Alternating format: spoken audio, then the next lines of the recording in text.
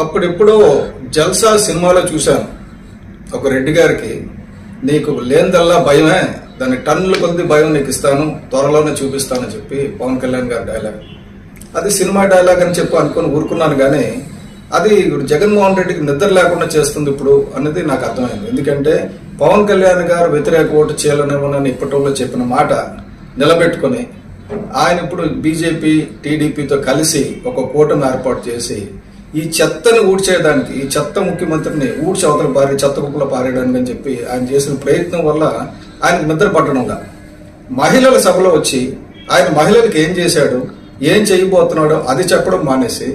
చంద్రబాబు నాయుడు గారి గురించి, పవన్ కళ్యాణ్ గారి వ్యక్తిగత జీవితం గురించి మాట్లాడుతున్నాడు అంటేనే అతనికి ప్యాంట్ తడుస్తుందని అనిపిస్తుంది నాకు. ఎందుకంటే ఇప్పటివరకు నేను ఇటువంటి భాష వాడదలుచుకోలేదు, కానీ ఈ రాజశేఖర రెడ్డి గారి చెత్తపుత్రుడు ఒక